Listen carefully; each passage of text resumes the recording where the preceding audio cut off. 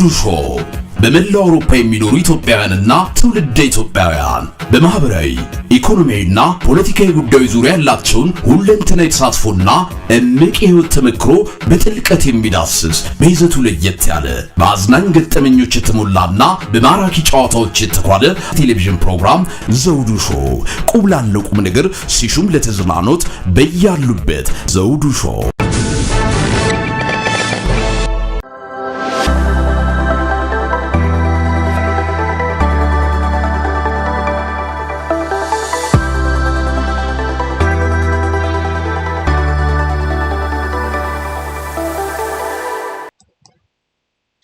ሰላም ጤና ይስጥልን ክቡራን ተመልካቾቻችንና አድማጮቻችን፣ ዘውዱ መንግስቴ ነኝ ከዚህ ከአገር እንግሊዝ። የዝግጅት ክፍላችን ከእናንተ ክቡራን ተመልካች አድማጮቻችን ጋር የምናደርገውን ቆይታ ዝግጅቶቻችንን አጠናቀን መጥተናል። እናንተም አብራችሁን ቆይታ እንደምታደርጉ ተስፋ እናደርጋለን። የዘውዱ ሾው ሚዲያ ዛሬ ከኢትዮጵያ አንድ እንግዳ አግኝተናል። በተለይም በጣም በርካታ ጊዜ እንደምታስታውሱት የኢትዮጵያ ከፍተኛ መንግስት ባለስልጣናቶች፣ ሚኒስቴር መስሪያ ቤት የሚሰሩ መሪዎች፣ ሚኒስትሮችንም ጨምሮ ሌሎች ጉዳይ የሚመለከታቸውን የመንግስት አካላቶች በተለያዩ ጉዳዮች ላይ ለዝግጅታችን መጥተው ሀሳባቸውን እንዲሰጡ፣ በሀገራችን ኢትዮጵያ ያለውን ሁኔታ ማብራሪያም ጭምር እንዲሰጡ በተደጋጋሚ መጠየቃችን የሚዘነጋ አይደለም። ይሁን እንጂ በዛሬው ዕለት የማቀርባቸው እንግዳ በተለይም በሀገሪቱ የሚስተዋሉትን ችግር ከመቅረፍ አኳያ ስራ እንሰራለን በሚል ከተዋቀሩት ኮሚሽኖች ውስጥ አንዱ እና ቀዳሚ የሆነው የኢትዮጵያ የምክክር ኮሚሽንን ወይም እዚህ የሀገሪቱን ችግር ከመቅረፍ አኳያ ኃላፊነት የተረከበው የናሽናል ዲያሎግ ኮሚሽኑ ነው። ዛሬ እንግዲህ በአገር ውስጥ የሚገኙትን አንዳንድ ስራዎች ሰርተን አጠናቀናል። በተለይም የህዝቡን ጥያቄዎችም አሰባስበናል። በማስከተል ደግሞ በውጭ የሚገኘው ማህበረሰብ ጭምር በኢትዮጵያ ጉዳይ ላይ ተሳትፎ ያደርጋል። ምንም በውጭ ቢኖርም በሀገሪቱ እንደዚህ ጋር ኢትዮጵያና ትውልደ ኢትዮጵያውያን ኃላፊነት ስላለባቸው ከነሱም በሀገሪቱ ጉዳይ ላይ ሊስተካከሉ የሚገባዎችን መረጃዎችን እናሰባስባለን በሚል በውጭ ሀገር እየተዘዋወሩ ይገኛሉ። በሰሜን አሜሪካ፣ በአውሮፓም፣ በካናዳም ዛሬ ደግሞ እዚህ እንግሊዝ በቅርብ በሚደረገው ጉባኤ ላይ ለመገኘት ወደ እንግሊዝ እንደመጡ መረጃ ስላገኘው ከነሱ ጋር ምንድን ነው እየተሰራ ያለው የሚለውን ነገር ለማነጋገር በጠየኩት መሰረት ፈቃደኛ ሆነዋል። ዛሬ ከነሱ ጋር የምናደርጋቸው ውይይቶች አሉ። በተጓዳኝም ከህዝቡ የሚነሱትን ጥያቄዎች እና ከዚህ ቀደምም በተለይም በዲያስፖራ አካባቢ ያደረጓቸውን እንቅስቃሴዎች በተመለከተ ማብራሪያ የሚሰጡንን እንግዳ ይዤ መጥቻለሁ። ከእንግዳችን ጋር የምናደርጋቸውን ውይይቶች እንድትከታተሉ ከወዲሁ በማክበር ጋብዛለሁ። እንግዳችን ያው ብዙዎቻችን የምታውቋቸው ናቸው። በተለይም በኢትዮጵያ ሀገራዊ አስተዳደር ላይ ከፍተኛ የስልጣን ኃላፊነት በሚኒስትር ደረጃ የሚያገለግሉ በሙያቸው በእውቀታቸው ብዙ አስተዋጽኦ ያበረከቱ ኢትዮጵያዊ ናቸው። እንግዲህ ከሳቸው ጋር የምናደርጋቸውን ውይይቶች አሁንም በድጋሜ እንድትከታተሉ በማክበር ጋብዛለሁ። አምባሳደር መሐመድ ድሬል ከልብ አመሰግናለሁ። ለዘውዱ ሾው ሚዲያ በመላው ዓለም ለሚገኙ ኢትዮጵያና ትውልደ ኢትዮጵያን እንደዚሁም በኢትዮጵያ ለሚገኙ ወገኖቻችን በዘውዱ ሾው ሚዲያ እና እንደዚሁም ደግሞ በኢትዮጵያን ሳተላይት ቴሌቪዥን ኔትወርክ ማለትም በኢትዮጵያን ቴሌቪዥን ውጭ ለሚገኙት በሀገር ውስጥ ለሚገኙ ወገኖቻችን በቴሌቪዥን የሚሰራጨው ዝግጅት ላይ ሀሳቡን ለማካፈል በመምጣቱ ከልብ አመሰግናለሁ። እግዚአብሔር ይስጥልኝ። አምባሳደር እንዴት ኖት? ቸር አምላክ ይመስገን። እኔም በጣም አመሰግናለሁ ይህንን እድል ስላገኘሁ በጣም አመሰግናለሁ። ከልብ አመሰግናለሁ። እንግዲህ አምባሳደር እርስዎን የማያውቅ ሰው ይኖራል ብዬ ስለማልገምት ወደ ህይወት ታሪኮ ወይም ስለሌሎች ጉዳይ ማንሳት አንፈልግም። በቀጥታ ወደ ጉዳያችን ነው የምናመራው። እንግዲህ የዚህ የናሽናል ዲያሎግ ኮሚሽኑ በኢትዮጵያ ስራዎቹን አጠናቆ አሁን በውጭ እንቅስቃሴ እያደረገ ነው የሚገኘው። እስቲ በመጀመሪያ ከሀገር ውስጥ እንነሳ። በሀገር ውስጥ ባደረጋችኋቸው ስራዎች ምን ፍሬ ያለው ነገር ወይም ተግባር አግኝታችሁ ይሆን? በየትኞቹስ አካባቢ ነው ስራዎቻችሁን ወይም የማሰባሰብ የህዝቡን አስተያየት ያጠናቀቃችሁት? ያልተጠናቀቀስ አካባቢ አለው? እስቲ ከዛን ጀምር። እንደሚታወቀው ሁሉ የኢትዮጵያ ሀገራዊ ምክክር ኮሚሽን ከተቋቋመ አንድ 3 ዓመታትና ግማሽ ዓመት አሳልፈዋል። በዚህ ሂደት ውስጥ እንግዲህ ይህንን ከመጀመሪያ በፊት ኢትዮጵያ ምክክር ያስፈልጋታል የሚለው ሐሳብ ብዙ ጊዜ ሲጠየቅ የነበረ ነው። በፖለቲከኞች፣ በምሁራን፣ በታዋቂ ግለሰቦች ጭምር ይህ ጥያቄ ለኢትዮጵያ መንግስታት በተለያዩ ጊዜያት ቀርቧል። የታሪክ ነገር ነው እንግዲህ ያ አልተሳካም። አሁን ያለው መንግስት ይህንን ሀሳብ ወደ ትግበራው ለመውሰድ አዋጅ አውጥቶ ለዚህ ስራ ይበቃል፣ ይህንን ኃላፊነት ሊረከቡ ይችላሉ ብሎ ከተለያዩ ወገኖች ማለትም ከፖለቲካ ፓርቲዎች፣ ከሀገር ሽማግሌዎች፣ ከሃይማኖት መሪዎች፣ ከምሁራን ልየታዎች ተደርገው የተዋቀረ ሀገራዊ ምክክር ኮሚሽን ነው። መንግስታዊ ተቋም አይደለም፣ የህዝብ ተቋም ነው ብዬ ነው የምገምት። ምክንያቱም እኛ የአንድም ፖለቲካ ፓርቲ አባላት አይደለንም። እዚህ ውስጥ የምንሰራ ዜጎች እንደ አንድ አጋጣሚ የታሪክ አጋጣሚ ሆኖ ይህን ኃላፊነት በእኛ ትከሻ ላይ ወድቋል። የምንችለውን ለሀገር ለማበርከት እንግዲህ የተለያዩ የሀገሮች በምክክር ያካሄዱ ሀገሮችን ተሞክሮ ተመልክተናል። የተሳኩ አሉ፣ ያልተሳካላቸውም አሉ። ከነዛ ውስጥ እንግዲህ ያልተሳካላቸው ለምንድን ነው ይሄ ኩነት ያልተሳካላቸው ብለን ጠለቅ ብለን ስናየው በሁለት ምክንያት ነው። አንዱ አጀንዳው ከውጪ ሲሰጥ የሰመረና የተሳካ ሀገራዊ ምክክር አይካሄድም። ይሄ የመን ቀይ ባህርን ተሻግሮ ጎረቤት ሀገር ነው ብንልም ትንሽ ቀይ ባህርን ተሻግሮ ባለው ሀገር ውስጥ ይሄ ተከስቷል። ከተሳትፎ አንጻር ምንም እንኳን የጎሳ ማህበረሰብ ቢሆንም ምንም ሴቶች የሚገለሉበት ባህል ያለበት ሀገር ቢሆንም ሴቶችም ተሳትፎበታል፣ ወጣቶች በነቂስ ተሳትፎበታል፣ የተለያዩ የፖለቲካ አስተሳሰብ ያላቸው ወገኖችም ተሳትፎበታል እና የከሸፈበት ምክንያት ቅድም እንደተናገርኩት ከውስጥ የመነጨ ሳይሆን በገልፍ ሀገሮች የተሰጠ አጀንዳ ስለነበረ ይሄኛው አልተሳካም። ሁለተኛው የማይሳካበት ምክንያት መንግስት እጁን አስገብቶ ሲፈተፍት ነው። መንግስት እጁን አስገብቶ እንዳይሳኩ ካደረጋቸው ሀገራዊ ምክክሮች ለምሳሌ የሱዳኑን ኩነት መጥቀስ ይቻላል። ለምሳሌ ያክል በስልጣን ላይ በወቅቱ የነበሩት ፕሬዝዳንት ዑመር አልበሺር ምሁራንን ሰብስቦ የሀገሪቱን ታዋቂ ዜጎች ሰብስቦ ፖለቲካ ፓርቲዎችን ወዘተረፈ፣ ነገር ግን ለስልጣኔ ያሰጋል በሚል ይሄ ጣልቃ ስለገባበት የመንግስት እጅ ስለገባበት አልተሳካም። የኢትዮጵያ ሀገራዊ ምክክርን ልዩ የሚያደርጉ ጉዳዮችና ባህሪያት አሉት። ከነዚህ ውስጥ አንደኛ ግጭት እየተካሄደ የሚከናወን ሀገራዊ ምክክር ነው በአንድ በኩል። በሌላ በኩል ደግሞ ለምሳሌ ጎረቤት ኬንያን ስንመለከት በኬንያ የተካሄደው ሀገራዊ ምክክር ድህረ ምርጫ የተከሰተውን ሁከትና ችግር ለማርገብ ብሎም ህገ መንግስታዊ ስርዓቱን ለማጽናት የተካሄደ ነበር።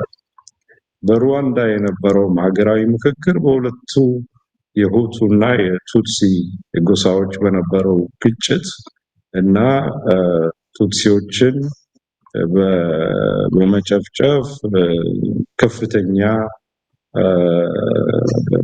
ወንጀሎች የተፈጸሙበትን ያንን ችግር ለመፍታት አገሪቱን ለማጽናትና በይቅርታ በርካታ ስራዎች የተሰሩበት ሁኔታ አለ። ስለዚህ አጀንዳዎቹን ስንመለከት የኛን አይነት አይደለም። የኛ ሀገር ችግሮች ሰው የሚያነሳው ዘመናት ያስቆጠሩ ተንከባለው የመጡ ችግሮች አሉ፣ አሁናዊ ችግሮች አሉ። ስለዚህ የሚጠብቀን ስራ በጣም ውስብስብና ከፍተኛ ጥረት እና ቅንነትን የሚጠይቅ ነው። በዚህ ውስጥ እንግዲህ የተለያየ የፖለቲካ አስተሳሰብ ያላቸው ሰዎች እንዲሳተፉበት ስለሚፈለግ ህመሙም ስላለ ጩኸቶች ይኖራሉ። ሂደቶቹን ለማወቅ የሚኖርም ነገር ይመጣል። ይሄ እንደ አዲስ ነገር አይደለም። በተለያዩ ሀገሮች በተካሄዱ ሀገራዊ ምክክሮች እንደዚህ አይነቶቹ ክስተቶች ተስተውለዋል። ነገር ግን ለሀገር የሚበጀው ይሄንን እድል ልክ የአፄ ኃይለሥላሴ መንግስት ከስልጣን እንደወረደ ብናገኘው ኖሮ በርካታ ችግሮችና ያሳለፍናቸውን መከራዎች ባልተከሰቱ ነበር። በደርግም የመጨረሻ ዘመን እንደዚሁ ይሄ እድል ቢገኝ ኖሮ የኢትዮጵያ ሕዝብ በሁሉም ጉዳዮች ላይ መሰረታዊ በሆኑ በሀገረ መንግስት እና በሀገር ግንባታ ላይ ያሉ ጉዳዮችን የመከረባቸው ቢሆኑ ይሄም ባልተከሰተ ነበረ። እንግዲህ ዛሬ ላይ ቆመን ይህንን እድል ማባከን የለብንም ለማለት ፈልጌ ነው። በጣም አመሰግናለሁ አምባሳደር። እንግዲህ የገጠሙ ችግሮች ከሌላ ተሞክሮ በመነሳት ኬንያን፣ ሱዳንን እና የመንን አካፍለውናል። መልካም እንግዲህ እስቲ ከእንትኑን ጀምር፣ ከአወቃቀሩ ወይም ኮሚሽኑ ሲቋቋም ጀምሮ ያሉት ችግሮች ይነሳሉ በአንዳንድ ኢትዮጵያኖች ዘንድ፣ በአንዳንድ ሳይሆን በበርካቶች። አንደኛ አመራረጡን አወቃቀሩን በተመለከተ ቅድም እርሶ የማንም የፖለቲካ ፓርቲ አባል አይደለንም፣ ለህዝባችንና ለሀገራችን ነው የምንሰራው ብለዋል። እርግጥ ነው፣ ግን የሚነሱ ሀሳቦች አሉ። ምርጫውን ሲጀመር ወይም እናንተ አሳይንድ ስትደረጉ እዛ ቦታ እንድትሰሩ ስትደረጉ በምን መልኩ ነው መሆን የነበረበት? መንግስት ነው ወይ እናንተ መርጦ ማስቀመጥ ያለበት? እንደዛ ከሆነ ገለልተኛ መሆን ይቻላል ወይስ ከሌላውም ሀገር ተሞክሮ ውስጥ እሱን ያስቀምጡልኝ። ለዚህ ለምክክር ኮሚሽኑ ሰዎች አሳይን ሲደረጉ ወይም ሲመደቡ በምን መልኩ ነው መሆን የነበረበት? እንግዲህ በኢትዮጵያ የተካሄደው የሀገራዊ ምክክር ኮሚሽነሮች በዚህ ሂደት ውስጥ ይሳተፉ የሚለው አዋጁን የቀረጸው የኢትዮጵያ በአሁን ወቅት ያለው ፓርላማ ነው። የጠቅላይ ሚኒስትር ጽህፈት ቤት ይሁን ተብሎም ሀሳቦች ተነስተዋል የሚል ሰምቻለሁ። እኔ እንግዲህ ካምፔን አድርገን ዘመቻ አድርገን ወደዚህ ውስጥ እንግባ ያልንበት ሁኔታ ስላልነበረ ከኔ በፊት ተጠርቼ ለዚህ ስራ ትፈልጋለህ፣ ሀገርህ ትፈልጋለች ከተባልኩበት ጊዜ ያለውን ነው እኔ ማወቅ የምችለው። ነገር ግን ሌላው የምናነባቸው ነገሮች አሉ፣ ግራ ቀኝ የሚናፈሱ ነገሮች አሉ። ከፊሎቹ ሚዛን የማይደፉ ሐሰቶች ናቸው፣ ከፊሎቹ ደግሞ ከተለያዩ ወገኖች አስተያየቶች ጋር የተያያዙ ናቸው። ስለዚህ በፓርላማው የጸደቀ ስለሆነ ትክክል ነው ብለው ነው እርስዎ የሚያምኑት ለጊዜው ማለት ይቻላል? አሁን እንግዲህ በኢትዮጵያ ውስጥ ያለው ፓርላማ ይሄ ነው። ስለዚህ ፓርላማው ይህንን ስራ ሰርተዋል። ሌላ ጊዜ በኢትዮጵያ ኩነት ውስጥ ስናወራ ወይም ስንነጋገር ተቋማት አሉ። እነዛ ተቋማት ላይ ልዩነቶች አሉ። እነሱም እንዳሉ ሆኖ ህጋዊ መልክ የያዘውና ቅርጽ የያዘው ሀገሪቱን አዋጆች እያወጣ የሚያስተዳድረው በዛ አዋጆች መሰረት የምትተዳደረው አሁን ያለው ፓርላማ ነው። አምባሳደር፣ ወደ ሌሎች ሀገሮች ተሞክሮ የምንሄድ አመራረጡ እንዴት ነው? በዚህ መልኩ ነው የሚከናወነው? በፓርላማ ነው ውክልና የሚሰጣቸው እነዚህ ኮሚሽኖች? ወይም ያው እንግዲህ ከልምድ ብዙዎቹን ሪሰርች ከዛ በኋላ እንግዲህ ወደ ኃላፊነት ከመጡ በኋላ ብዙ ጥናት ያደርጋሉ ብዬ እገምታለሁ እና ለስራችሁም እንዲያመቻችሁ ቅድም ጠቅሰውልኛል የኬንያን፣ የሱዳንን እና የየመንን የሌሎችንም ሀገሮች ተሞክሮ ይኖራል፣ የሳውዝ አፍሪካም የሌላውም። እና በምን መልኩ ነው ኮሚሽኑ የሚዋቅር? ይሄ ለእርቅ ኮሚሽን ሰዎችን ኮሚሽነሮች አሉ። በፕሬዝደንቱ በሀገሪቱ ፕሬዝደንት የተሰየሙ ኮሚሽነሮች አሉ። የቱኒዚያውን እንደ ምሳሌ ለመጥቀስ ይቻላል። በሌሎች ሀገሮችም ታዋቂ ግለሰቦች ተፈልገው ለምሳሌ ያክል በኬንያው ሂደቱን ያስተባበሩት ኮፊ አናን የተባበሩት መንግስታት ድርጅት ጸሐፊ የነበሩ የጋና ተወላጅ ናቸው። ስለዚህ እዚህም እዛም የተደረጉ ነገሮች ይለያያሉ እንደ አውዱ ማለት ነው። በኢትዮጵያኖች አሁን የሚነሱትን ነገሮች ምንድን ነው? በአብዛኛው የተፎካካሪ ፓርቲ አባላቶች የሉበት፣ ገለልተኛ የሆኑ ሶስተኛ አካላቶች አሁን ለምሳሌ የሃይማኖት ተቋማቶች ከኤንጂኦዎች ወይም ደግሞ በዚህ በህዝብ ጉዳይ ላይ ከሚሰሩ እዚህ ውስጥ አልተካተቱም የሚል ቅሬታ ያነሳሉ። ይህንን እንዴት አይታችሁታል?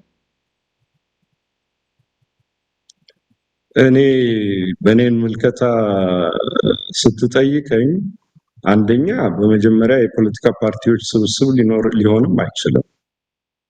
አንድ ሀገራዊ ምክክር ኮሚሽን ከፖለቲካ ፓርቲዎች ነፃ የሆነ ብሎ ነው የሚጀምር ከመሰረቱ።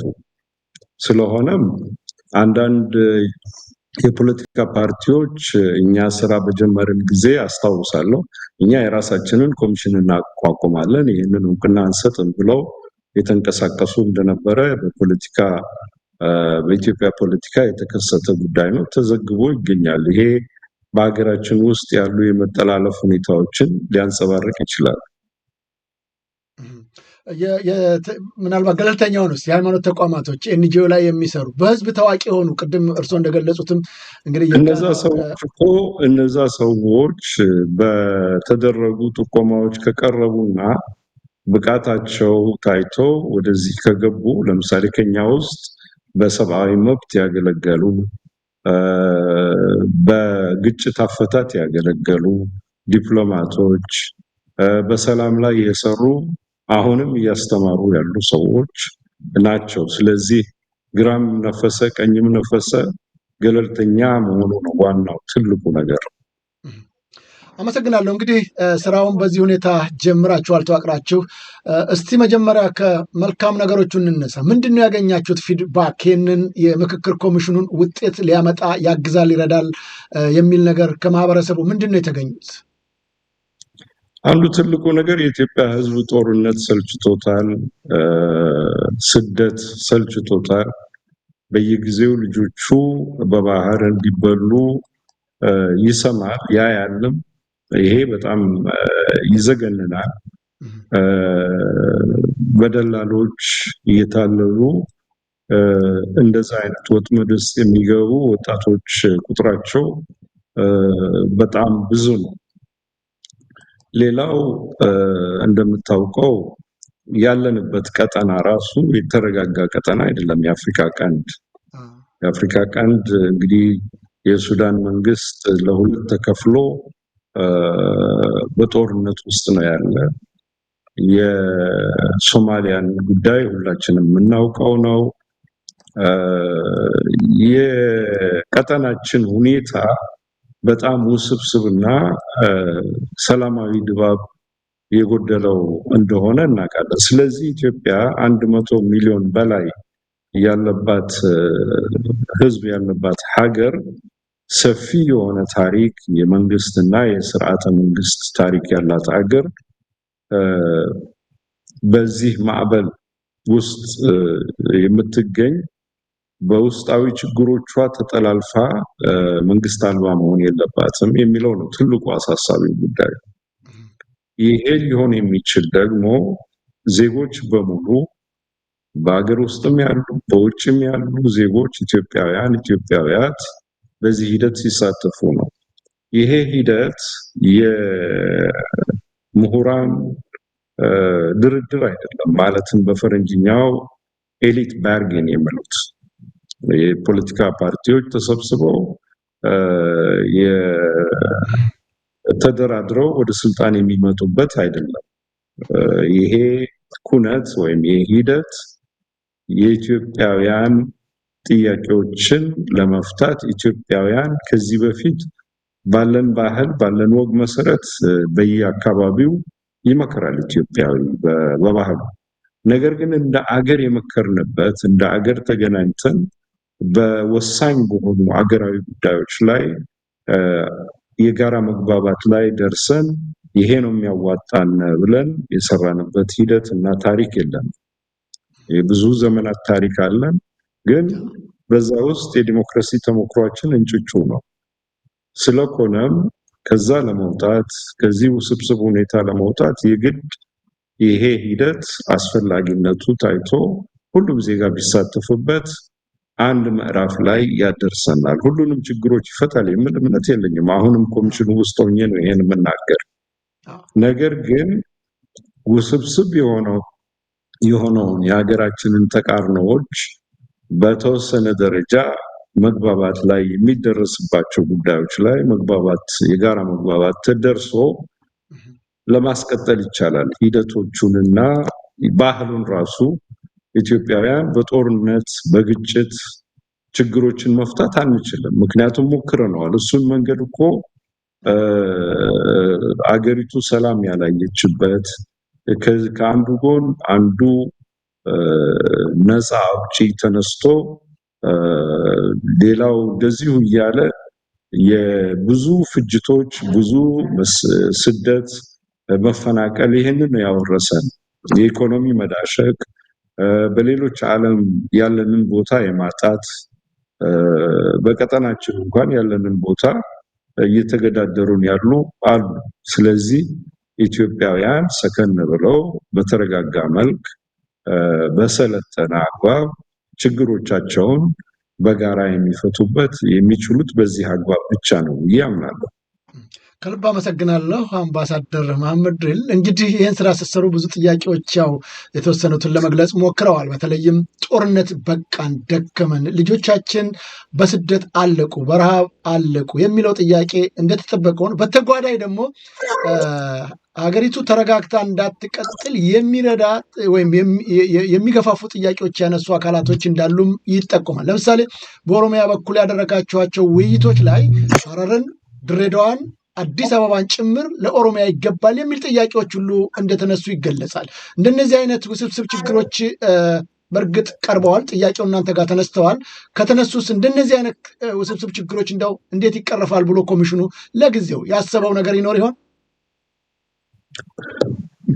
ሁሉም ነገር መነሳት ይችላል ነገር ግን እነዛ ለምሳሌ ጠቀስካቸው ሌሎች አካባቢዎችም የተነሱ ጉዳዮች ይኖራሉ አጀንዳ ልየታ ይደረጋል አጀንዳ ልየታ በሚካሄድበት ወቅት ለኢትዮጵያ ውስብስብ ችግሮች መፍትሄ ሊፈለግላቸው የሚገባቸው ችግሮች የትኞቹ ናቸው አንደኛ ፐርቲነንት ነው ወይ ይሄ አስፈላጊ ነው ወይ ይሄ ጉዳይ ሁለተኛ urgent ነው ወይ አው ጊዜ የማይሰጥ ጉዳይ ነው ወይ ሌላው ደግሞ እንደዚህ ያለ ይለያል ገና ወደ አጀንዳ ልየታ አልሄድንም ሰዎች ግን ሐሳባቸውን የመግለጽ መብታቸው የተገደበ አይደለም የፈለጉትን ጥያቄ ይጠይቃሉ ለምሳሌ ያክል በአማራ ክልል የተነሱ ጥያቄዎች የትግራይ ክልልን ላያስደስቱ ይችላሉ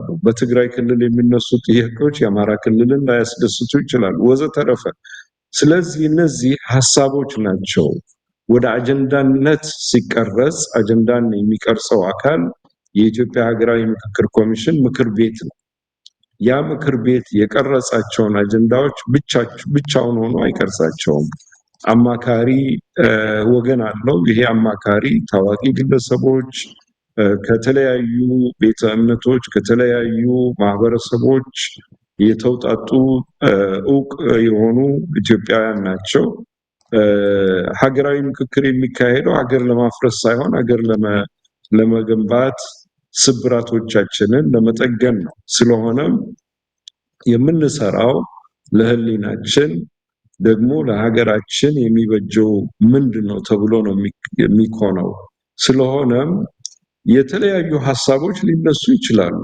እነዚህ ሐሳቦች አለ የሚጣሉ አይደሉም ምክንያቱም እነዛ አይነት የተለያዩ ሐሳቦች ስላሉን እኮ ነው ወደ ግጭት የገባነው እነዛን ማስታመም እነዛን መጠገን እነዛን ስብራቶች መሻገር የምንችለው ሁሉም ነገሮች ጠረጴዛ ላይ መጥተው የትኛው ነው ለሀገር የሚበጅ በሚለው ምዕራፍ ላይ ስንደርስ እንግዲህ የአጀንዳ ልየታ ጠቀሜታው ይሄ ነው በህገ መንግስት ጉዳይ የሚነሱ ጉዳዮች አሉ እኛ ለምሳሌ ኮሚሽነሮች አጀንዳ አንሰጥም ነገር ግን በህገ መንግስት መሰረታዊ የሆኑ ጉዳዮች ይነሳሉ እነዛን ጥያቄዎች በሙሉ አሰባስበን የአጀንዳ ልየታ በሚካሄድበት ወቅት ከኛ ጋር የሚሰሩ ምሁራን የታሪክ ተመራማሪዎች ለሀገር ዘመናት ያገለገሉ አሁንም በማገልገል ላይ ያሉ ኢትዮጵያውያን ኢትዮጵያውያት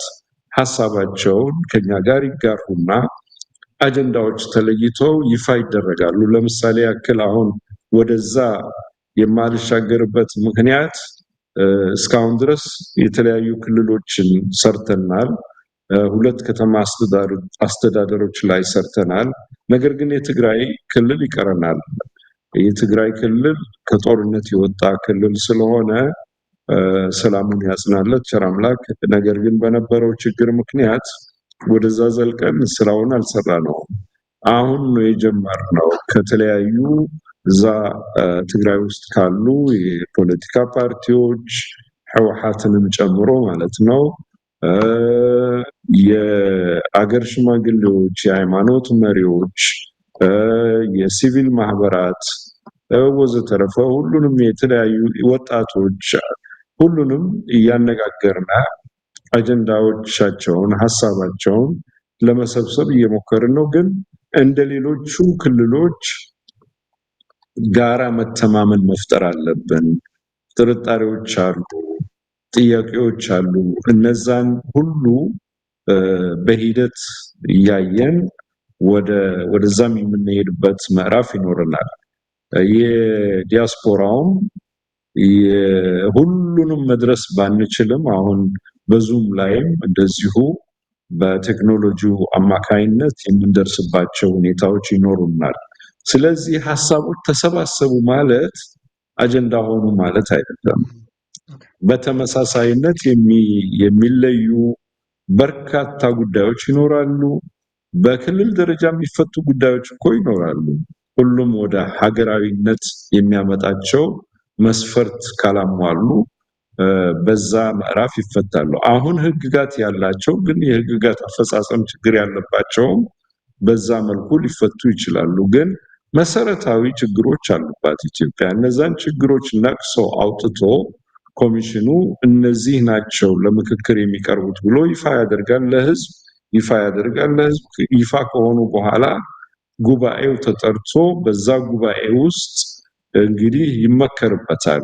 ጉባኤው የተሳካ እንዲሆን ሁሉም ኢትዮጵያውያን የበኩላቸውን አስተዋጽኦ ያደርጋሉ። አገር ለማጽናት ፍላጎቱ በሰፊው ተመልክተነዋል። ጦርነትን አንሻም፣ ግጭትን አንሻም፣ መበታተንን አንሻም፣ ፍትሃዊነትን የተለያዩ ጥያቄዎች የተነሱበት አገርን ለማጽናት ስብራትን ለመጠገን የሚያስችሉ ሐሳቦች በርካታ ጤናማ ሐሳቦችም ተስተውለዋል እና ወደ የሚያቃቅሩን ሳይሆን የምንሄደው ወደ በጋራ ወደሚያመጡንና ችግሮቻችንን የምንፈታበት። ለምሳሌ ያክል ይሄ ሀገራዊ ምክክር አንድ ኩነት ነው በኢትዮጵያ ታሪክ ውስጥ ቀጣይ እንዲሆን ባህል እንዲሆን ምክክር እና የሰላም ትምህርት በካሪኩለሞቻችን ውስጥ እንዲገቡ ይሄ ሁሉ ብዙ ስራ ይጠብቃታል ኢትዮጵያ። ከልብ አመሰግናለሁ አምባሳደር። ክቡራን ተመልካች አድማጮቻችን እየተከታተላችሁት የምትገኙት እዚህ እንግሊዝ ከሚገኘው የዘውዱ ሾው ሚዲያ ነው። ውይይታችንን እያደረግን ያለ ነው ከአምባሳደር መሐመድ ድሪር ጋር ነው። በተለይም የምክክር ኮሚሽኑን ጉዳይ በተመለከተ ማብራሪያ እየሰጡ ነው የሚገኙት። አሁንም ከእሳቸው ጋር የምናደርገው ውይይቶች እንድትከታተሉ በማክበር ጋብዛለሁ። ከልብ አመሰግናለሁ በድጋሚ አምባሳደር መሐመድ ድሪር። እንግዲህ አሁን እንደጠቀሱት ብዙ ክልሎችን እንደዚሁም ደግሞ 2 የከተማ አስተዳደሮችን በተጨማሪም የትግራይን ክልል አለማናገራችሁን ጠቁሞኛል። ግን እዛ ላይ ቀደም ሲል ሲጠቅሱ የትግራይ ክልል ውስጥ በተለይም ህወሓትንም ጭምር አላናገርንም ብለው ነበር። ህወሓት በኢትዮጵያ የምርጫ ቦርድ የተሰረዘ ህገወጥ ነው ብሎ የታገደ እንትን ነው ፓርቲ ነው። በአሁኑ ሰዓት ህጋዊነት የሌለው ነው። ከሱ ጋር መነጋገር ለምን አስፈለጋችሁ? ህገወጥ ከሆነ ፓርቲ ጋር በተጨማሪም እንደነዚህ አይነት አካላትን ለማነጋገር ኮሚሽኑ ራይት አለው? በኢትዮጵያ ፖለቲካ ምህዳር ውስጥ ያሉ ፖለቲካ ፓርቲዎችን በሙሉ ነው የምናነጋግረው። መንግስት እውቅና ይስጣቸው አይስጣቸው እሱ የመንግስት አቋም ነው የሚሆን። ነገር ግን ለምሳሌ ፋኖን ማነጋገር ዝግጁ ነን። ኦላን ማነጋገር የኦሮሞ ሊብሬሽን አርሚ መሪዎች ለማነጋገር ዝግጁ ነን። ይሄ ባለበት ሁኔታ ከዛ ውስጥ አንዱን ነጥሎ በማየት ሳይሆን ሁሉም እንደዚህ አይነቶቹን ተቋማት በማነጋገር ነው። ለምሳሌ አየርላንድ ላይ የተካሄደው፣ ኮሎምቢያ ላይ የተካሄደው ስንመለከት በህገወጥነት ወይም በአሸባሪነት ቃሉን እንደዛ ነው የሚያስቀምጠው የተፈረጁትን ነው ወደ መድረኩ ያመጡት እና ይሄ ተገቢ ነው ብዬ ነው ማለት። በጣም አመሰግናለሁ። አሁን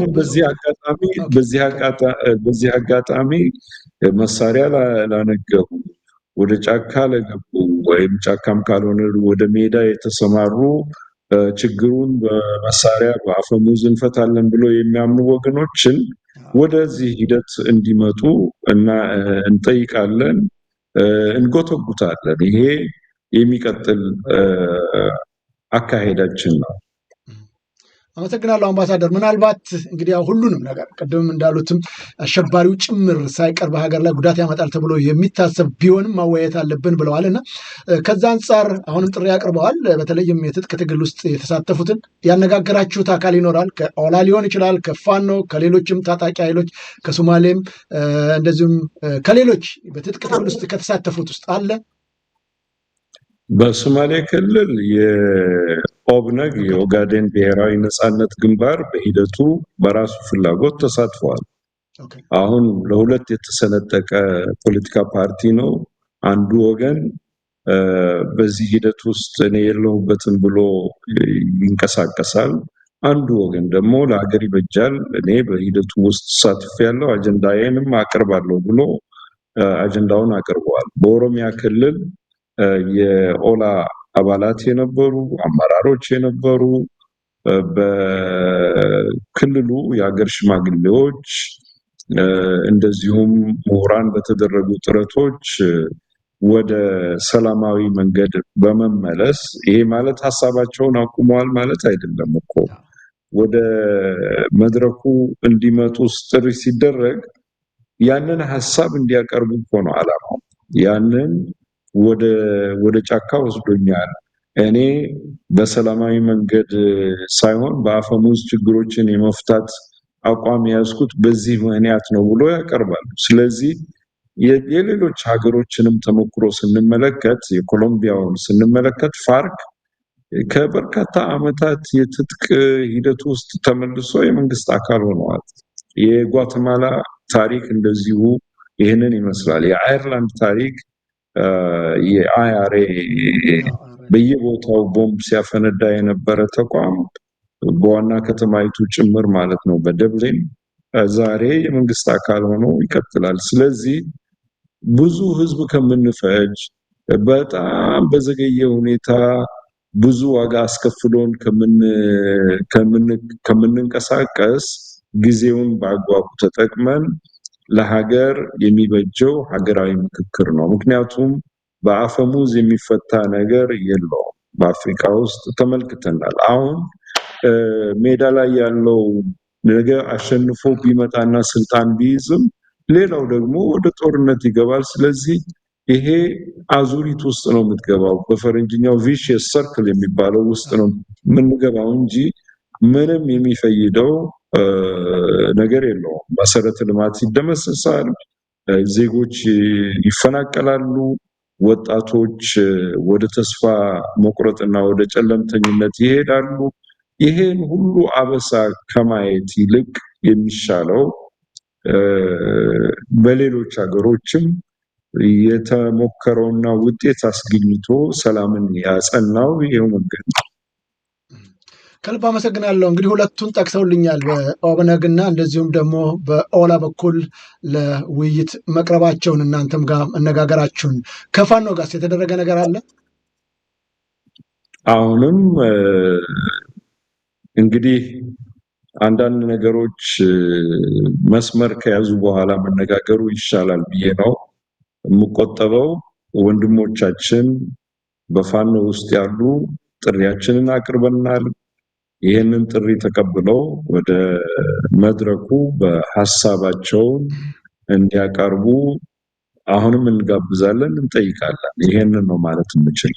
አመሰግናለሁ አምባሳደር መሐመድ። እስቲ አንድ ነገር ላስደምጦት። ታጣቂ ቡድን አሁንም ቢሆን አጀንዳቸውን በትክክል አዘጋጅተው ጥያቄያቸውን ሙሉ በሙሉ አዘጋጅተው በቅርቡ ልከውልኛል። እንደው ገና ለኢትዮጵያ ሀገራዊ ምክር ቤት አላቀረብኩትም። ይሄ ባለፈው ሳምንት የሆነ ነው። የዛን ታጣቂ ቡድን ማንነት መናገር የምችለው ያ ታጣቂ ቡድን ፈቃዱን ሲሰጠኝ፣ ያ ታጣቂ ቡድን ደግሞ ወጥቶ እኔ ነኝ ካለ መብቱ ነው። ያንን ማለት እንችላለን። ካስፈለገም ሚዲያም ላይ ልናወጣው እንችላለን። እንግዲህ አምባሳደር የኮሚሽኑ ሰብሳቢ ፕሮፌሰር መስፍን በፋኖ በኩል ያው መረጃ እንደተሰጣቸው ጠቁመዋል፣ ግን መናገር አልፈልግም ብለዋል። ምን ማለት ነው? መረጃው በትክክል የተሰጠ ከሆነ መደበቅ ለምን አስፈለገ? እነዛስ ለምክክር ኮሚሽኑ መረጃውን ከሰጡ በኋላ ስማችን አይጠቀስ የሚሉትስ ለምንድን ነው? እርሶስ ይህንን ጉዳይ ፕሮፌሰሩ ይሄ መረጃ ሲደርሳቸው ለእናንተ ለኮሚሽኑ አባላቶች አልገለጹላችሁም? ከፋኖ በኩል ለስምምነት፣ ለድርድር፣ ለውይይት ፈቃደኛ መሆኑን ሀሳቡን ለመስጠት በየጊዜው እንደ ኮሚሽነሮች እንመካከራለን፣ እንገናኛለን። አሁን ቴክኖሎጂውም ይፈቅዳል። the principle of do no harm የሚባል ነገር አለ። ማለትም ጉዳት አታስከትል የሚል መርህ አለ። በዛ መርህ መሰረት ይህንን ሐሳብ ያቀረበው ወገን ፈቃደኝነቱን ሲገልጽ እኔ ነኝ። ለምሳሌ በአንድ በትጥቅ ትግል ውስጥ ያለ ወገን በውስጡ የተለያዩ ሊኖሩ ይችላሉ፣ ሐሳቦች፣ የተለያዩ አመለካከቶች ሊኖሩ ይችላሉ። አንዳንድ ጊዜም መሰነጣጠቆችም ተስተውሏል። በሌሎች ሀገሮችም በእኛም ሀገር ይሄ አዲስ ነገር አይደለም። ስለዚህ the principle of do no harm ማለትም ይሄ ችግር መፍጠር የለብንም እኛ እንደ ኮሚሽን በሚለው መርህ መሰረት ፈቃደኝነታቸውን ሲሰጡን ሀ የተባለ ወይም ለ የተባለ ወይም ሀ የተባለ ወገን ሐሳቡ በዚህ መልኩ አቅርበዋል ብሎ በግልጽ ማውጣት ይቻላል። ለዚህ ነው ድልድዩን ሳንደርስ ወይም ወደ ወንዙ ሳንደርስ ወደ መሻገር አንሄድ የሚል እንግሊዞች አባባል ለንደን ስላለን ማለት ነው። ስለዚህ ጊዜውን ብንጠብቅ የተቻለ ይሆናል። ምናልባት ከፋኖ ተወካዮች ለፕሮፌሰር መስፍን ይህንን መረጃ የሰጡ አካላቶች በእናንተ ግምገማ ወይም በጋራ ባደረጋችሁበት ውይይት ለምንድን ነው ለመደበቅ የፈለጉት ብላችሁ አስባችሁ ይሆን? አሁን እንግዲህ ወንድሜ ዘውዱ ስትናገር ምናልባት ብለህ ነው። እኔ በምናልባቶች ውስጥ አልገባም። አመሰግናለሁ። ወደ ሌሎቹ ጥያቄዎቻችን እናምራ። እንግዲህ በእናንተ በኩል ተገቢውን ስራዎች እየሰራችሁ እንዳለ መረጃዎች ይጠቁማሉ። በአንዳንድ ወገኖች ሰዎች ግን አሁንም የተሰሩ ስራዎች በውስን ደረጃ ነው፣ ችግሩና መከራውና ስቃው ያለበት ቦታ አልዳሰሱትም የሚሉ ወገኖች አሉ። ቅድም እርሶም እንደገለጹት አምባሳደር፣ በተለይም የኢትዮጵያ በቃ መከራ በዝቶበታል፣ ጦርነት በዝቶበታል፣ ረሃቡ፣ ችግሩ፣ መከራው በዝቶበታል። ከዚህ መውጣት ይፈልጋል።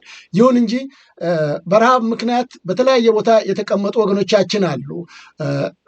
ምናልባት ምስሉን ላሳዩት። እዛው ቅርብ አካባቢ ያሉ እነዚህ ወገኖቻችን በረሃብ ተቸግረው ሜዳ ላይ በዚህ በጦርነቱ ምክንያት እየተጉላሉ የሚገኙ፣ በሌላውም አካባቢ እንደዚሁ እዛው ቅርብ አካባቢ ደብረ ብርሃን አካባቢ እንደነዚህ አይነት ወገኖች በአንድ መጠለያ ውስጥ ወድቀው የሚገኙ ብዙ እናቶች የሚያለቅሱበት፣ አንጀታቸው ተጣብቆ የሚበላ የሚጠጣ በሌለበት በዚህ አይነት ረሃብ ውስጥ የሚገኙ በየበረሃው አሉ ወገኖቻችን እና እናንተ ኮሚሽኑ እንደው ቢያንስ ከነዚህ ለስራችሁ ይረዳችሁ ያግዛችሁ ዘንድ ምናልባት ቀርባችሁ ለማነጋገር ያደረጋችሁ ጥረት አለ? ከሌለ ለምን አላደረጋችሁም? ወይስ መመሪያው አይፈቅድላችሁም? ይሄ ከመመሪያ ጋር በምንም መልኩ አያያዝም። ኢትዮጵያውያን በወረዳ ደረጃ ሁሉም ወገን እንዲሳተፍ፣ ተፈናቃዮችንም ጭምር እንዲሳተፉ ተደርጓል። አሁንም ኢትዮጵያ በርካታ ችግሮች አሉባት። እነዚህ ወገኖቻችን የተፈናቀሉ በግጭት ምክንያት ባለው በአካባቢ ባለው ሁኔታ የሚታወቅ ነው። ስለ ረሃብ ያልከው እኔ መረጃው የለኝም። ነገር ግን ረሃብም ቢሆን በኢትዮጵያ ውስጥ ችግሮች መኖራቸውን የሚገልጽ ነው እንጂ ችግሮቹን እንዴት እንፍታቸው ወደሚለው ነው እኛ የምንሰራው።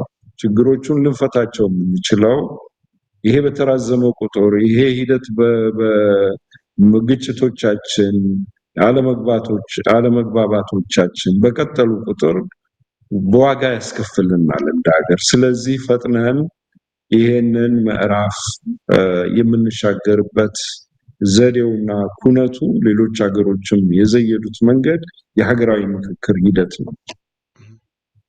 ስለዚህ በሰው ሰራሽም ይሁን በተፈጥሮ ችግር ምክንያት እነዚህ የተፈናቀሉት ወገኖችን እንግዲህ የማይገድባቸው ከሆነ አነጋግራቸዋል። የኢትዮጵያ ሀገራዊ ምክክር ኮሚሽን በሄደባቸው አካባቢዎች ሁሉ ልዩነት በማያደርግ መልኩ ወገኖችን አነጋግረዋል። እንግዲህ 130 ሚሊዮን ወይም 120 ሚሊዮን ይባላል። እያንዳንዱን ዜጋ አይደለም ማነጋገር የሚቻለው፣ በውክልና ነው። በወረዳ ያለው ማህበረሰብ የተለያዩ የማህበረሰብ ክፍሎች ተወክለው በተገኙበት ሁሉንም ችግሮች፣ ሰላም እጦትን፣ የምርት አለመኖር በግጭቶች ምክንያት፣ የተማሪዎች ወደ ትምህርት ቤት አለመግባት፣ ብዙ ችግሮች ተዳስሰዋል። ስለሆነም ያንን ወደ ዝርዝሮቹ እየገባን ነው እንጂ በመሰረቱ አገሪቱ በጣም ከዚህ ውስብስብ ሁኔታ መውጣት አለባት ወደሚለው ነው የሚወስደን ይሄ ሁሉ።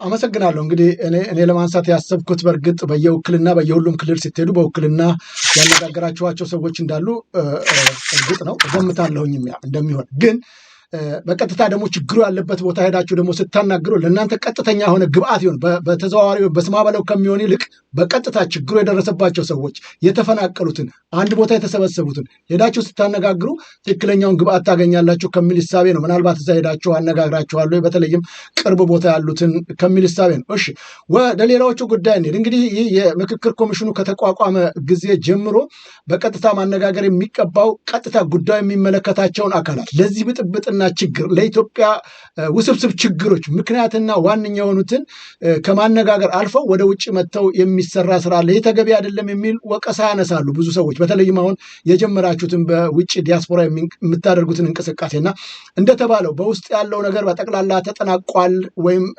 በእናንተ ደረጃ በቂ ስራዎች ሰርተናል ብላችሁ ነው ወደ ውጭ የመጣችሁት? ይሄ ወደ ውጭ መውጣት አልነበረባቸውም የሚለው ጥያቄ ተቆርቋሪነት አልመሰለኝም።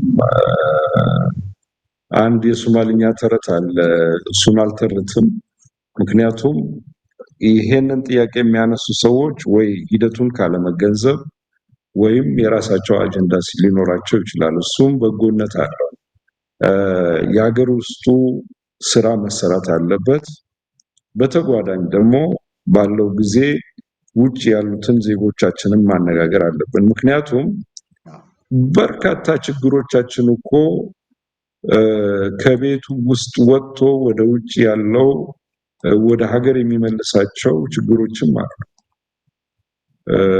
ችግሮች እዚህም እዛም ስላሉ በመሰረቱ ችግሮቹን ማዳመጥ የሚቻለው ወደ ውጭ ተወጥቶ ነው። በሌሎች ሀገሮችም ዲያስፖራን ማነጋገር አንድ ትልቅ የበጎ አስተዋጽኦ ይኖረዋል ለሀገራዊ ምክክሩ።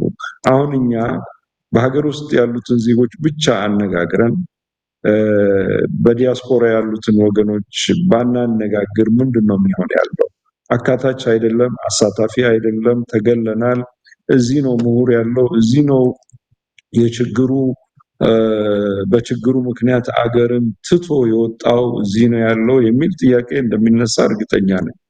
ስለዚህ አካታች የምንሆነው ሁሉንም ወገን በምናነጋግርበት እድሉን እኛ እኮ እድሉን ነው የምንሰጥ፣ መድረኩን ነው የምንከፍት እንጂ እኛ አጀንዳ ይሄ ነው አጀንዳው በዚህ አግባብ ነው የሚካሄደው ምናምን የምንል ሰዎች አይደለንም። እኛ ስራችን ይሄንን ምዕራፍ ኢትዮጵያ ልትሻገር የምትችለው በሀገራዊ ምክክር ነው ብለን ስለምናምን አዋጁም ይሄንን ኃላፊነት በእኛ ላይ ስለሚጥል ይሄንን ኃላፊነት ሀገራዊ ኃላፊነት መወጣት የምንችለው ሁሉንም ወገኖች በኩል ስናነጋግር ነው ማለት ነው። ይገባኛል። አንዳንድ ሰዎች የሚያነሷቸው ጥያቄዎች ለነሱ ትክክል ይመስላቸዋል። ነገር ግን በሌላ መልኩ ደግሞ ሲታዩ ግራ ቀኙን ማየት ይግድ ይላል። አመሰግናለሁ አምባሳደር። እስቲ ዋሽንግተን ዲሲ ሄዳችሁ ነበረ፣ እዛም ውይይት አድርጋችኋል ከኢትዮጵያኖች ጋር። የተነሱ ሀሳቦች አሉ። እንደው ምናልባት ለተመልካች አድማጮቻችን ላንሳውና የእርስዎን ምልከታ ወይም ሀሳብ ደግሞ እመለስበታለሁ። የምክክር ኮሚሽኑ አገር ቤት ያለው ስራዎች ጨርሶ ነው ወይ ወደዚህ የመጣው? አንደኛው ነው። ሁለተኛው ጥያቄ የምክክር ኮሚሽኑ የአብይ አህመድ ስልጣን አስጠባቂ ነው፣ ለዚህ ምን መልስ አላችሁ? ሶስተኛው ጥያቄ ምንድን ነው? አብይ አህመድ አሁን በአማራ ክልል በድሮን በታንክ ህዝብን እየጨፈጨፈ ያለ ሰው ነው እና ይሄ ሰውዬ ነው ወይ እናንተ ድርድር ምክክር ብላችሁ ጊዜ የመጣችሁ? ሌላው እንደምታውቁት አብይ አህመድ ትግራይን በሻሻ አርገናታል ብሏል። አንድን አካባቢ በእርግጥ በሻሻ ይሆናል መሰለኝም እና ይህን ሰውዬ ስልጣን ለማስጠበቅ ነው ወይ? አባቶች ናችሁ ከላይ ያላችሁት እንደማውቀው ታውቁ ነው። በቅርቡ የሞተው አርቲስት ደበበ እሸቱ ያው ሰርቶ ለሀገሩ ውለታ ትንሽ ነገር በመናገሩ ምን እንደደረሰበት ታውቃላችሁ።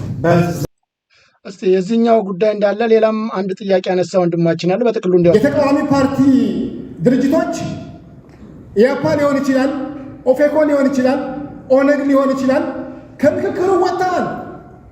እነሱ ናቸው ተቃዋሚዎች የሚባሉት።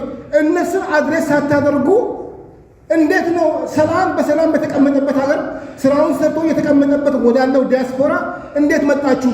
መጀመሪያ እነሱ አይቀድሙም ነበር ወይ? አንደኛው።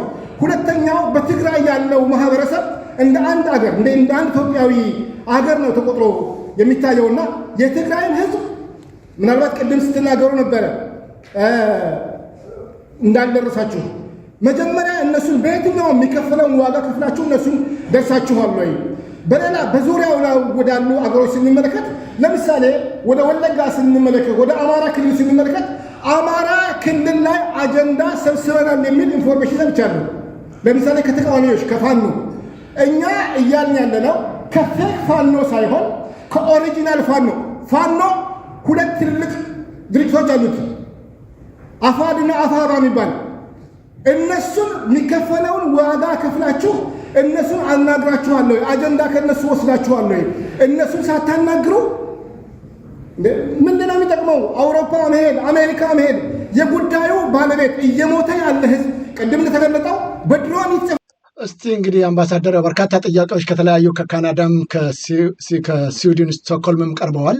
ለጊዜው ከሰዓት አኳያ እነዛ ልተዋቸውና አሁን በሁለቱም ወገኖች ስለተነሱ ጥያቄዎች እስቲ ማብራሪያ ቢሰጡበት አመሰግናለሁ። ወንድሜ ዘውዱ ሴሌክቲቭ ነህ ማለት ነው። ሴሌክቲቭ ነህ ስልህ እዛ የአሜሪካው መድረክ ላይ እኔም ነበርኩኝ፣ ስዊድንም ነበርኩኝ። በርካታ ጥያቄዎች ናቸው የተነሱት። እነዚህ ወገኖች ያነሷቸውን ብቻ ነጥለህ ነው ያመጣኸው። ሚዛናዊ አይደለም ብዬ ገምታለሁ። መጀመሪያ እሱን ወደ ጎን እንተውና የእነሱን ሀሳቦች እኔ አላጥላላም። ለምንድነው የማላጥላላበት ምክንያት? የራሳቸው ሀሳቦች ናቸው። እነሱን ነው የሚወክሉት። እነዛን ሀሳቦች ከስብሰባው ረግጦ በመውጣት ለምሳሌ መጀመሪያ ወንድማችን የጠቅላይ ሚኒስትሩን ስልጣን ለማራዘም ነው የመጣችሁት ወዘተረፈ የሚለው መልስ ሳይሰጠው ነው ወጥቶ ይሄዳል እንጂ ጠብቆ መልስ ተሰጥቶበት ሁሉም ሰው የእሱ መብት የመናገር መብት አለው፣ ሌሎች ደግሞ የመመለስ መብት አላቸው። ስለዚህ በዛ በኩል ጎደሎነት አለው ማለት ነው።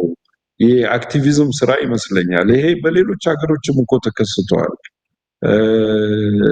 ግን መፍትሄ ሊሆን አይችልም። መፍትሄ ሊሆን የሚችለው ሰከን ባለ መልኩ ይሄንን የሚቀርበውን ሀሳብ በትክክል መልስ ተገኝቶለት ለምክክር ሲቀርብ ነው። ለምሳሌ ያክል አሁን በስልጣን ላይ ያለውን መንግስት ስልጣኑን ለማራዘም በአፍሪካ ውስጥ እኮ ህገ መንግስቱን ሽሮ ወይም አራዝሞ ምንም ምርጫ ሳይካሄድ የሚቀጥሉ አገሮች አሉ። ይሄንን እኛ እንደ ኮሚሽነሮች የምንሰራው ስራ አይደለም። ስልጣን ለማራዘም ነው ሲባል ሌላው ስልጣን የሚረዝመው በጎ ስራ በመስራት ነው። በጎ ስራ ከሰራና አንድ መንግስት በምርጫ ከተመረጠ ምርጫው ገና ፊት ለፊታችን ነው ያለው፣ አልደረሰም። እሱም ገና ስለዚህ ባልደረሰ ጉዳይ ላይ እኔ መልስ ልሰጥ አልችልም። ሌላው ደግሞ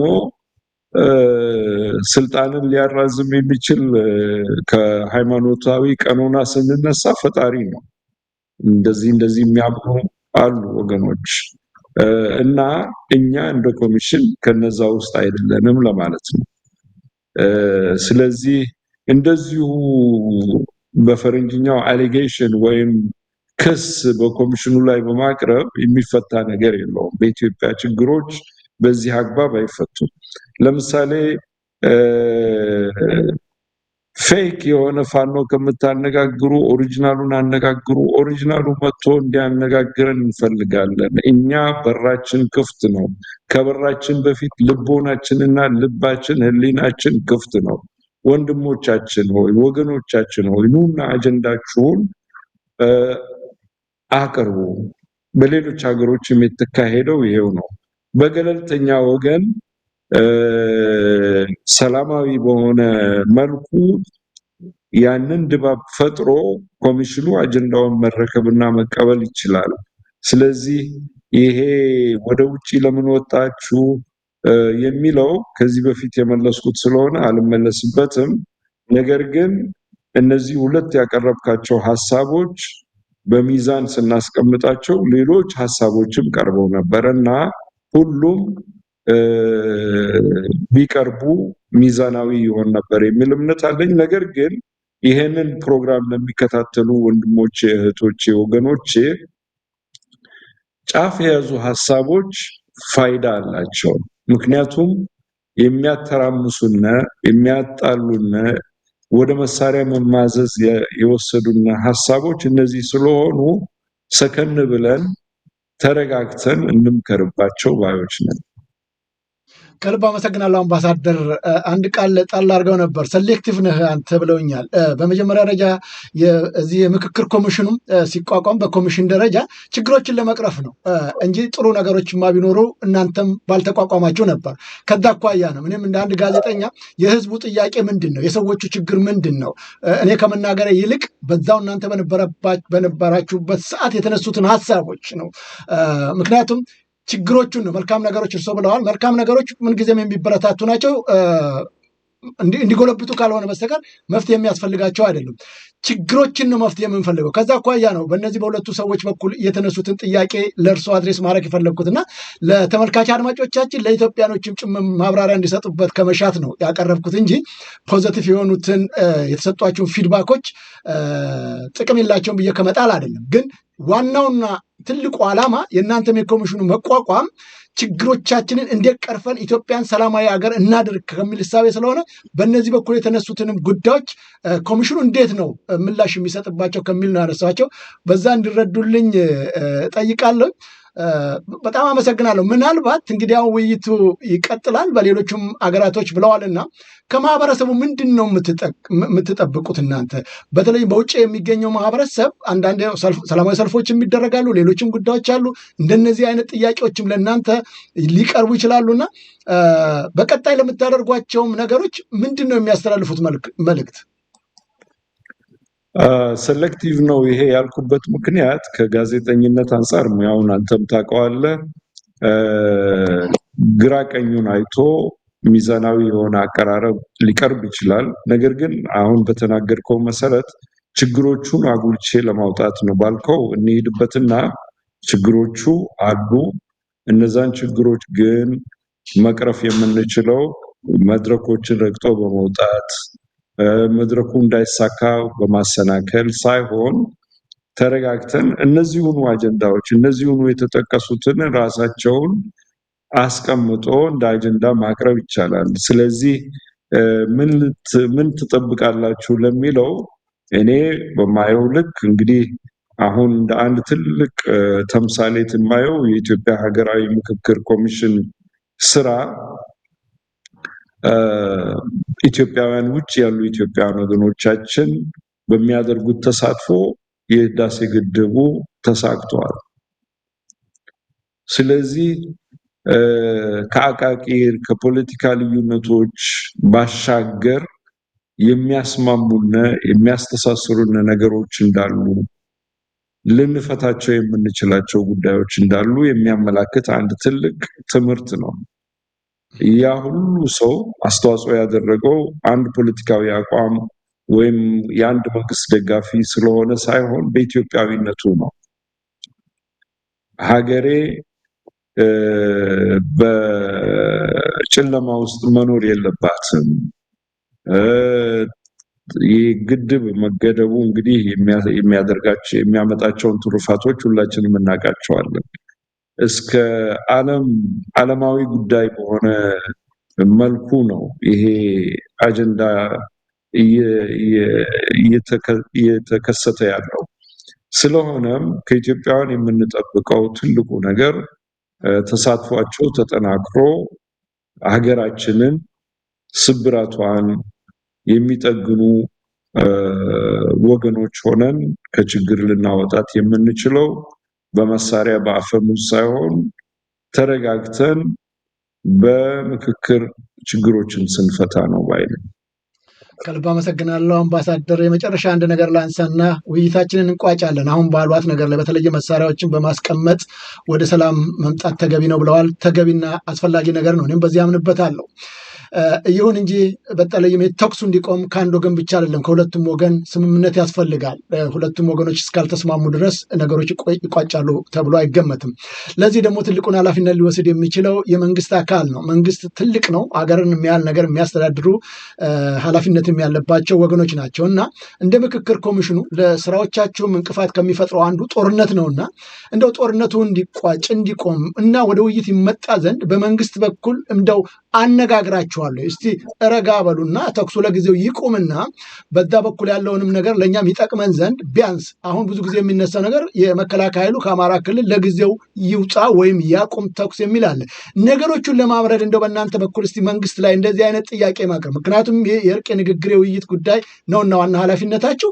እስቲ መንግስት ኦኬ ሌትስ ሲ እንየውና በዚህ በኩል የሚል ሀሳብ አቅርባችሁ ይሆን እና ካቀረባችሁ ምን ምላሽ አገኛችሁ ከመንግስት? ካላቀረባችሁ እንደዚህ አይነት ነገር ለማቅረብ ለምን አላስባችሁ የሚሆን? አመሰግናለሁ አምባሳደር።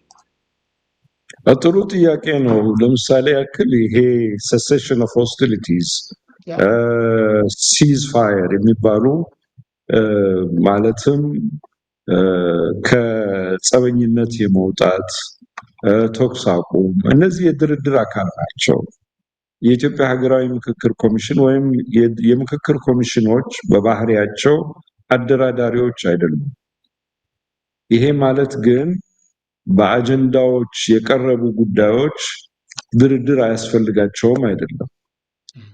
በዛ ሂደት ላይ ገና አልደረስንም እና ሁለቱን የሚያጣምር ጥያቄ ነው ይሄ። ለኔጎሽዬሽንስ ወይም ለድርድር የተመሰረተ ተቋም የሚሰራቸው ስራዎች ናቸው። እንዳልከው ከአንድ ወገን በጎ ፍላጎት ብቻ ሳይሆን የሁለት ወገኖችን በጦርነት ላይ ያሉ በግጭት ላይ ያሉ ወገኖች ተስማምተው የሚቀበሉትና ለሰላማዊ ድርድርና ውይይት እንደ መክፈቻ የሚወስዷቸው አቋሞች ናቸው። ይሄንን ሀገራዊ ምክክርን በአንድ በኩል ያግዛል፣ ይመጋገባል። ስለዚህ በአንድ በኩል የጊዜያዊ ወይም የጊዜያዊ ፍትህ የሚባለው ትራንዚሽናል ጃስቲስ ድርድርና ምክክር እነዚህ የሚመጋገቡ ናቸው። የኛ ሚና የድርድሩ ሳይሆን የምክክሩ ጉዳይ ነው። መንግስት ወደ ሰላማዊ መንገድ እንዲመጣ መንግስት በበኩሉ እሱም ግጭቶችን የሚፈታባቸው በዓለም አቀፍ ደረጃ የታወቁ አግባቦችን እንዲከተል እነዚህ እኮ በአጀንዳነት ሊቀርቡ የሚችሉ ናቸው። በአጀንዳነት ቀርቦ የኢትዮጵያ ሕዝብ መክሮባቸው ተወስነው ነግ ሲቀርቡ መንግስት የማይቀበልበት ምክንያት አይኖረውም። ምክንያቱም በምክክሩ የተገኙ ውጤቶችን የመፈጸም ግዴታ አለበት መንግስት።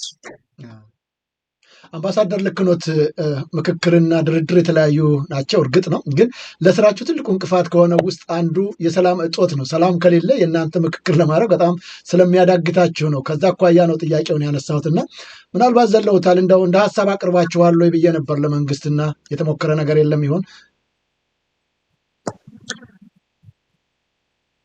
አሁን ባለው ደረጃ ቀደም ስጀምር እኔ የተናገርኩት ምንድነው የኢትዮጵያ ሀገራዊ ምክክር ሂደት ውስብስብ ከሚያደርጋቸው ጉዳዮች አንዱ ግጭት እየተካሄደ የሚካሄድ ምክክር ነው።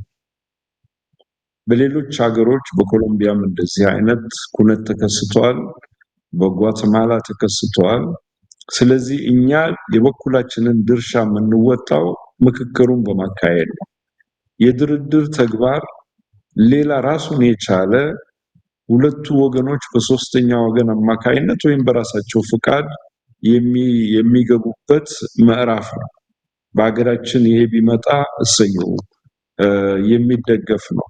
የጊዜያዊ ፍትህ ወይም የሽግግር ፍትህ የሚባለውም ትራንዚሽናል ጀስቲስ በሀገራችን የተጀመሩ ነገሮች አሉ። እነዛም መስመር እንዲይዙና ሶስቱም የድርድሩም ሂደት በኦሮሚያ እኮ ተሞክሯል። የድርድር ሂደት የተወሰነ ውጤትም አስገኝቷል። በታንዛኒያ ላይ የተካሄደው በዛ አማካይነት የተገኙ ውጤቶች አሉ። በሌሎች አካባቢዎች በትግራይም የፕሪቶሪያው ስምምነት አለ። አገራችን ይሄ ተሞክሮ የላትም አይባልም።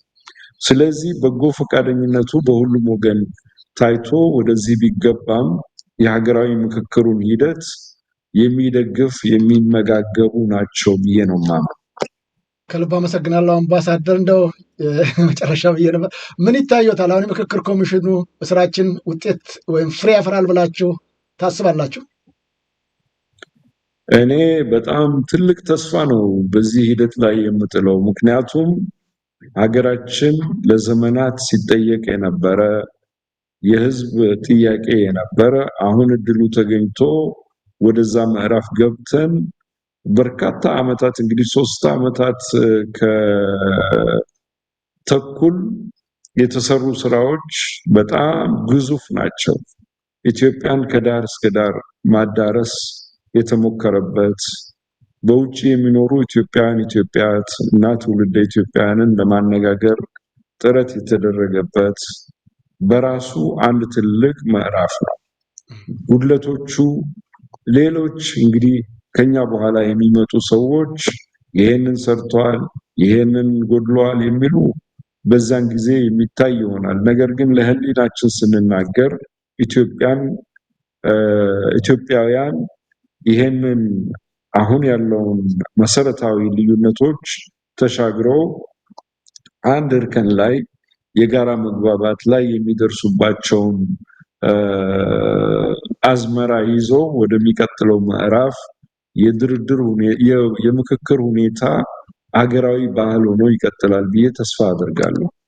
ከልብ አመሰግናለሁ። በድጋሜ እንግዲህ ጥያቄዎችን ጨርሻለሁ። አምባሳደር በእርሱ በኩል እንደው ይህንን ለኢትዮጵያን ወገኖች ማስተላልፈው መልእክት አለ ካሉ እሱን እቀበሉታለሁ። በተጨማሪም ለንደን ላይ አሁን በቅዳሜ ዕለት ዝግጅት እንዳላችሁ መረጃዎች አሉኝና ይህም በተመለከተም ምናልባት የሚያስተላልፉት መልእክት ካለ ድሉን ለእርሶ ልስጥ። በጣም አመሰግናለሁ።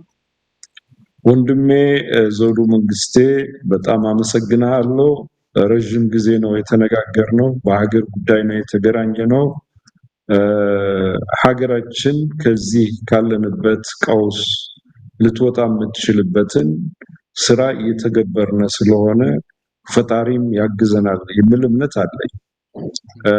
ኢትዮጵያ በጣም ትልቅ ታሪክ ያላት ሀገር በበርካታ ውስብስብ ሁኔታዎችን ተሻግራ የመጣች ሀገር ዛሬ ያለው ትውልድ ምን አይነት ኢትዮጵያን ነው ለመጪው ትውልድ የሚያስረክበው ብሎ ራሱን መጠየቅ ይኖርበታል። ስለሆነም የዓለም ሁኔታ አስተማማኝ ባልሆነበት ሂደት ውስጥ ነው የገባነው። የዓለም ሁኔታ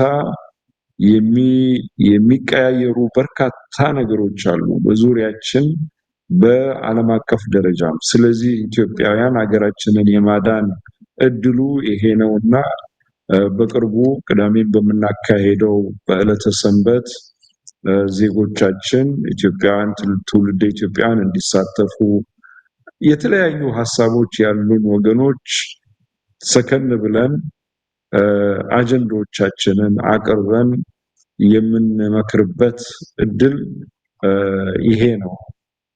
ላንተም ወንድሜ ለምታደርገው ጥረት ሁሉ ቸር አምላክ ምንዳውን ይስጥህ። አመሰግናለሁ። ከልብ አመሰግናለሁ አምባሳደር፣ እግዚአብሔር ይስጥልኝ። ታንኪ ክቡራን ተመልካች አድማጮቻችን ከአምባሳደር መሐመድ ድሪል ጋር ያደረግነው ሰፋ ያለ ውይይት ይህንን ይመስላል።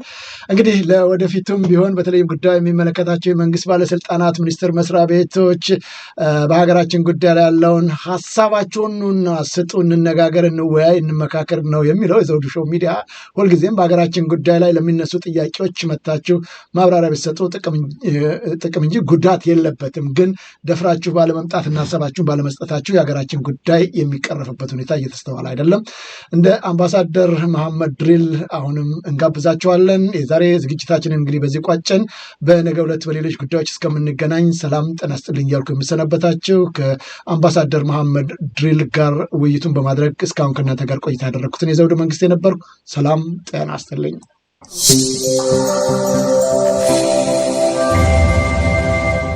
ዘውዱ ሾው በመላው አውሮፓ የሚኖሩ ኢትዮጵያውያንና ትውልደ ኢትዮጵያውያን በማህበራዊ ኢኮኖሚያዊና ፖለቲካዊ ጉዳዮች ዙሪያ ያላቸውን ሁለንተናዊ ተሳትፎና እምቅ የህይወት ተመክሮ በጥልቀት የሚዳስስ በይዘቱ ለየት ያለ በአዝናኝ ገጠመኞች የተሞላና በማራኪ ጨዋታዎች የተኳለ ቴሌቪዥን ፕሮግራም ዘውዱ ሾው። ቁም ላለው ቁም ነገር ሲሹም ለተዝናኖት በያሉበት ዘውዱ ሾው